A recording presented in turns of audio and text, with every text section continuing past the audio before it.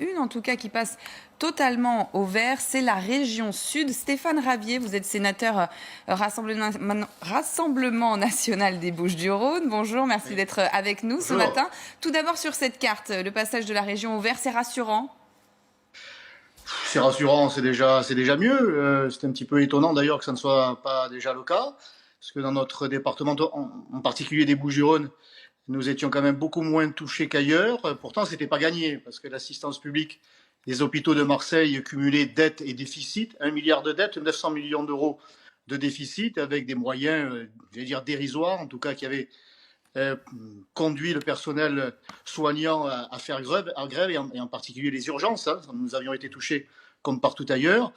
Bon, ben c'est aux efforts considérables de ce personnel soignant et peut-être aussi des certaines initiatives comme celle prise par le professeur Raoult ou la mairie des 13e et 14e arrondissements, pardonnez-moi de faire un petit peu notre publicité, mais nous avons mis en place, comme le professeur Raoult, un centre de dépistage de façon très précoce, et puis nous distribuons déjà des masques, nous, à nos commerçants dans les 13e et 14e arrondissements. Alors voilà, ce sont les efforts considérables de certains qui permettent aujourd'hui, je pense, à ce département et à la région en général de passer au vert. L'état d'urgence sanitaire prolongé pour 2 mois, texte de loi présenté demain au Sénat. Vous allez voter pour, contre?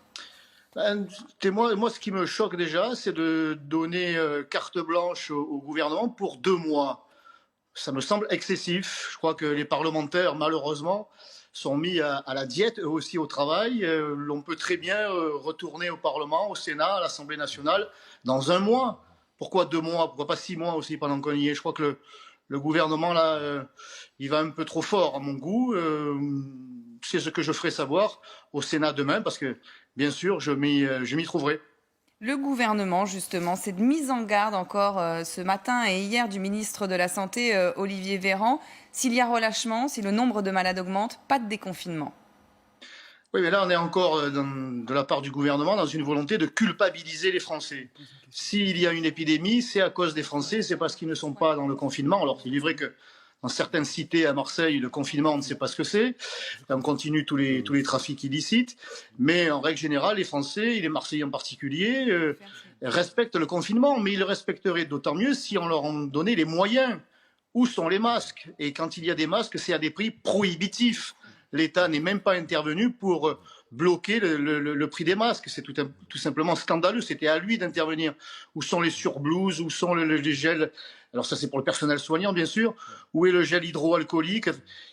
Où sont les masques? Alors, on déconfine sans vraiment trop déconfiner, puis on fait porter, in fine, la responsabilité aux Français. Alors, ils savent que la situation est grave, ils sauront prendre toutes les mesures, mais ils n'en ont pas, eux, tous les moyens. C'est au gouvernement à faire l'effort. Stéphane Ravier, dans une tribune ce matin publiée dans le JDD, les parlementaires demandent justement à l'exécutif plus de protection juridique pour les maires face à des décisions importantes en cette période de crise. Oui, pour le gouvernement, encore une fois, il s'occupe de lui-même d'abord. Hein. Les beaux jours arrivent et pourtant, chaque ministre ouvre son parapluie. On craint les conséquences de leur incompétence, de leur imprévoyance. Voilà. Tout le monde le sait aujourd'hui qu'ils ont menti. Hein, Madame Buzyn, la première, a fait savoir qu'elle avait prévenu tous ses collègues dès le mois de janvier sur ce qui allait arriver. C'est pour ça qu'elle a pleuré en quittant son ministère. C'est parce qu'elle sentait que la catastrophe allait arriver et personne ne l'a écoutée. Le 13 mars, le Premier ministre nous disait que les masques n'étaient pas nécessaires. Aujourd'hui, il souhaiterait qu'ils deviennent obligatoires. C'est parti dans tous les sens. Ils ont menti et des Français sont morts. Alors chacun aujourd'hui ouvre le parapluie. Et les maires, je les comprends parce qu'on leur fait porter aussi la responsabilité. Là, on s'apprête à rouvrir les écoles. Mais dans quelles conditions? Alors qu'il y a une forme du coronavirus qui frappe les enfants et gravement aujourd'hui, sous la forme de qui se rapproche de cette maladie dite de Kawasaki. Et pourtant, on dit aux maires, ouvrez les écoles. C'est trop facile de se décharger soit sur les élus locaux que le gouvernement et Emmanuel Macron ont méprisé depuis 2017, et puis sans leur en donner les moyens. Voilà, les maires ne peuvent pas porter toute la responsabilité de l'incompétence du gouvernement. Merci Stéphane Ravier, sénateur Rassemblement national des Bouches-du-Rhône. Rapidement, puisque ce sénateur